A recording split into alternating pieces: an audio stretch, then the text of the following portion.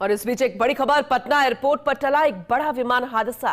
Pilot की सूझबूझ से बचे 173 यात्रियों की जान। दिल्ली से पटना आ रही इंडिगो की फ्लाइट 6E2482 का ये पूरा मामला है। फ्लाइट रनवे को टच करते हुए लैंडिंग के लिए तय टच पॉइंट से थोड़ा आगे निकल गई और पायलट को लगा कि बची हुई रनवे की लंबाई में विमान को रोक नहीं सकेगा, तो ऐसे में रनवे को टच करने के तुरंत बाद विमान को उसने ऊपर उठा लिया।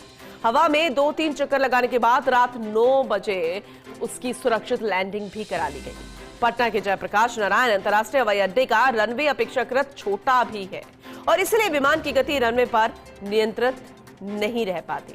इस ओर सरकार को ध्यान देने की जरूरत है। पटना का एयरपोर्ट है, आने वाले समय में चुनाव भी है, तो हो सकता है कि कहीं ना कहीं ये मुद्दा बनेगा, क्योंकि ये कोई छोटी बात नहीं है।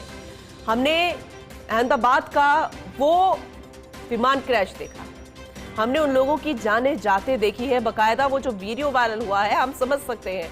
हमने उस मेडिकल हॉस्टल में जान गंवाने वाले उन लोगों को भी देखा है जिनके शव तक सही तरीके से बरामद नहीं कर पाए थे। जरा सोचिए उन पीड़ित परिवारों का। और ऐसे में अब कोई भी यात्री अगर सफर करेगा तो वो डर में ही जिएगा।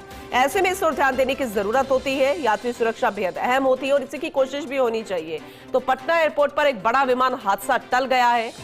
भविष्य में ऐसा ना हो, इस ओर बहुत ज्यादा ध्यान देने की जरूरत है।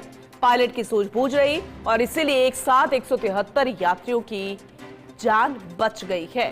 दिल्ली से पटना आ रही इंडिगो की फ्लाइट 6E2482 का ये पूरा मामला है। फ्लाइट रनवे को टच करते हुए लैंडिंग के लिए तय टच पॉइंट से थोड़ा आगे निकल गई।